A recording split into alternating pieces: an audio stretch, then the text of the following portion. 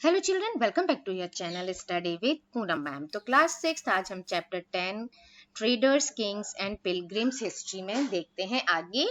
New kingdoms along the coast, यानी जो coast है, जो समुद्र तट है, उनसे लगे राज्य कैसे थे, उन्होंने क्या किया, इसके बारे में देखते हैं। क्योंकि इसके पहले भी हमने पढ़ा था, जो ट्रेडर्स हैं उन्होंने समुद्री रास्ते को खोज लिया था और किनारे चलते थे, अरब सागर बंगाल की खाड़ी को पार करते थे, है ना। मानसून का फायदा उठाकर वो जल्दी से जल्दी कैसे यात्रा पूरी कर लेते थे, ये सारी चीजें हमने पढ़ी थी इसके पहले वाले वीडियो में।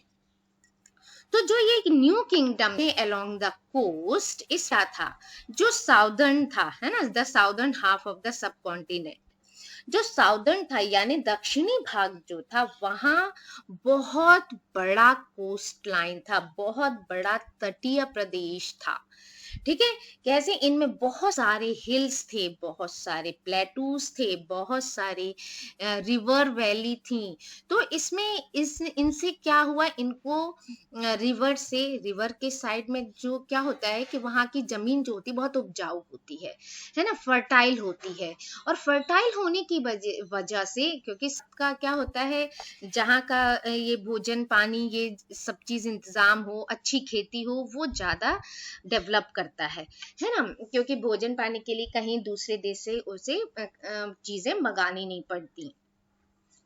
तो ये चीजें क्या था कि ये जो दक्षिण, जो साउथ वाला भाग था, वहाँ बहुत बड़ा तटीय प्रदेश था, बहुत बड़ा कोस्ट लाइन था। यहाँ की जो नदी है, मतलब जो यहाँ की इंपॉर्टेंट नदी कौन सी थी, कावेरी।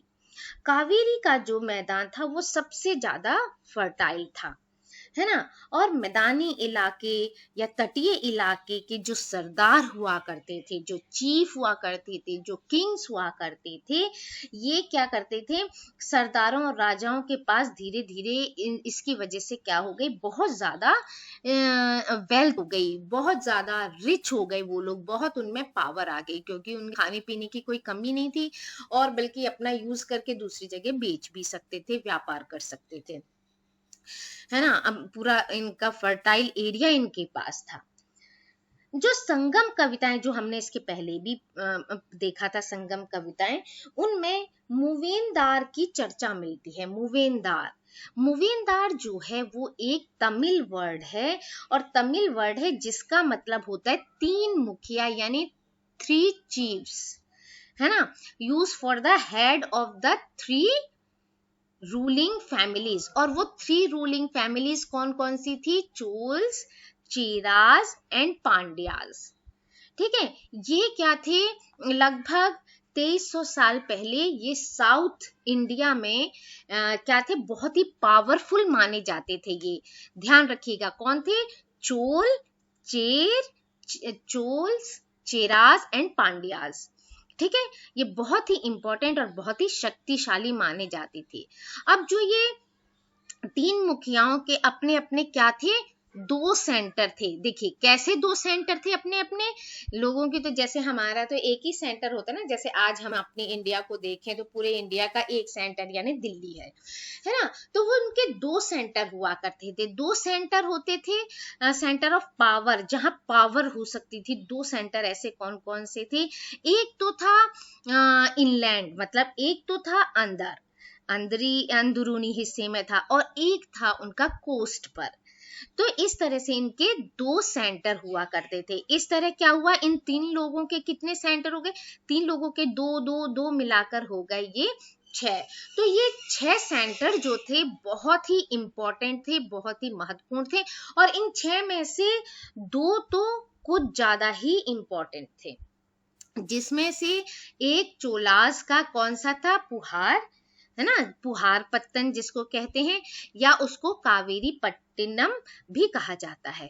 और दूसरा था पांड्यास का। पहला किसका था, चोलास का। ध्यान से सुनिएगा, ये बहुत इंपॉर्टेंट है ना। चोलास का जो था, उनका जो इंपॉर्टेंट प्लेस था, उनका इंपॉर्टेंट पत्तन जो था, इंपॉर्टेंट कोस्ट जो था, वो था पुहार, उसका नाम था, या फिर उसे कावेरी पट्टनम भी कहते हैं। दूसरे थे पांड्यास। पांड्यास की जो राजधानी थी, जो कैपिटल था, वो था मदुरई। ये भी बहुत इंपॉर्टेंट प्लेस था।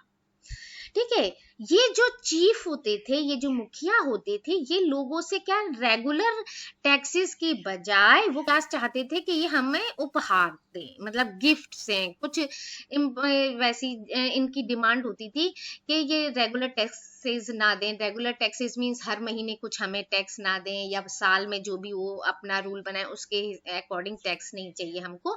हम क्या चाहते हैं कि हमें कुछ गिफ्ट दे दिया करें, पैसे हैं, धान है, ऐसे होता है ना, जब किसान है उसके यहाँ गेहूं हुआ, 50 बोरी गेहूं हुआ तो 4 बोरी उन्होंने किसानों ने राजा को या इनके मुखियाओं को दे दिया, या कोई और कुछ काम कर रहा है तो वो बर्तन बनाने वाले हैं तो बर्तन कुछ दे दिए। तो इस तरह के गिफ्ट वो चाहते थे, वो रेगुलर टैक्स नहीं चाहते थे, गिफ्ट चाहते थे कि वो गिफ्ट दे दें। और क्या करते थे, कभी कभी ये अपने सैनिकों के साथ भी अभियान पर निकल पड़ते थे कि आसपास के इलाकों से हम क्या कर लें कि ये कलेक्ट कर लें, इस तरह की शुल्क वसूल करके ले आते थे। तो इनमें से कुछ धन तो वो अपने पास रख लेते थे अपने यूज के लिए, है ना, जो ये चीफ होते थे, राजा होते थे, कुछ धन तो अपने पास रख लेते थे, कुछ धन अपने फैमिली मेंबर्स हैं, अपने रिश्तेदार हैं जो उनके साथ रहते हैं, है ना, या उनको चापलूसी करते हैं, उन लोगों को ये क्या करते थे, ये धन दे देते थे, है ना। कुछ तो अपने पास रख लिया क्योंकि भाई काम आगे भी तो काम आना है, कुछ अपने रिश्तेदारों को, अपने समर्थक, क्या होते हैं समर्थक, वही जो चापलूसी करते रहते थोड़ा, हाँ आप बहुत अच्छी, इस तरह से, कुछ अपने सिपाहियों को, कुछ कवियों को भी बांटते थे, पोएट्स को क्यों, क्योंकि वो लोग क्या करते थे, कंपोजिशन करते थे, उनके बारे में तारीफें लिखते थे, तारीफ कर करके उनकी क्या करते थे, बहुत तारीफ करते थे।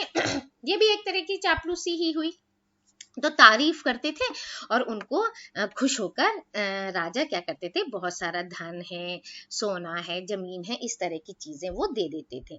तो अनेक जो संगम कविताएं होती थी, संगम कवियों ने इन मुखियाओं की प्रशंसा में कविताएं लिखी थी, ठीक है, और जो उन्हें कीमती जवाहरात, सोने, जैसे मैंने अभी बताया, घोड़े, हाथी, रथ, कपड़े, सुंदर सुंदर कपड़े, ये सब उनको गिफ्ट में, इनाम के रूप में दे देते थे।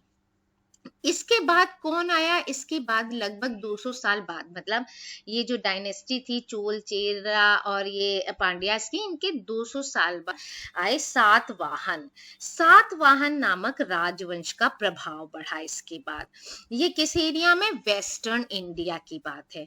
और जो मोस्ट इंपॉर्टेंट, सबसे प्रमुख राजा जो था वो गौतमी पुत्र श्री सातकर्णी था, ठीक है।